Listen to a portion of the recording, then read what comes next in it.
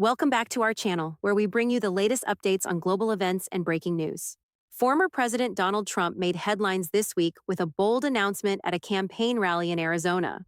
Standing alongside Robert F. Kennedy Jr., Trump revealed his plans to establish an independent presidential commission to investigate assassination attempts if he is reelected. The commission's primary goal? To release all remaining documents related to the assassination of former President John F. Kennedy. Trump described this move as a tribute to RFK Jr., whose father and uncle were both assassinated while serving the country. He emphasized the personal stakes involved, highlighting the repeated threats against RFK Jr. during his recent campaign.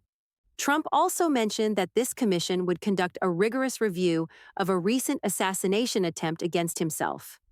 The timing of this announcement is noteworthy, coming just hours after RFK Jr. suspended his independent presidential campaign and endorsed Trump for the upcoming election. In other news, a 37-year-old man from the Memphis area has been federally charged with making threats against several high-profile U.S. leaders, including President Biden, Vice President Kamala Harris, and former President Obama. Kyle Alton Hall allegedly posted multiple threats on social media last month, including violent messages targeting the president, vice president, and former president. These actions have led to his indictment on several counts, each carrying a potential 5-year prison sentence if he's found guilty. Meanwhile, in Arizona, a separate case unfolded as a manhunt ended in the arrest of Ronald Lee Sivrud, a 66-year-old who reportedly threatened to kill former President Trump. Sivrud was apprehended just as Trump was preparing for a campaign event at the southern border. Turning to legal news, a significant ruling from the U.S. Fourth Circuit Court of Appeals has upheld Maryland's licensing requirements for handgun purchases.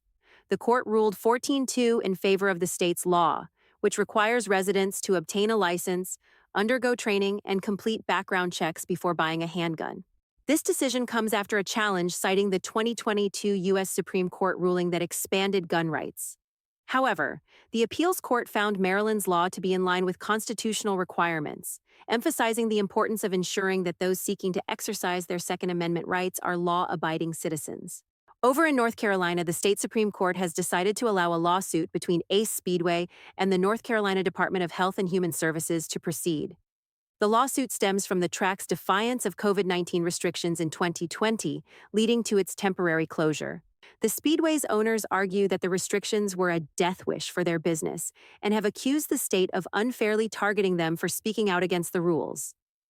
As the legal battle continues, the case remains a significant point of contention in the ongoing debate over government power and individual rights during the pandemic.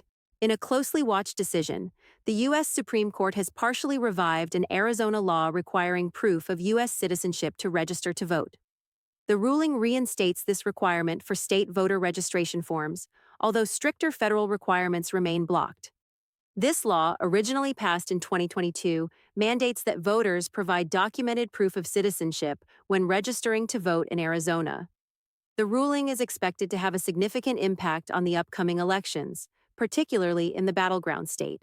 Switching gears to space news, NASA has announced that 2 astronauts stranded on the International Space Station will return to Earth on a SpaceX craft instead of Boeing's Starliner capsule.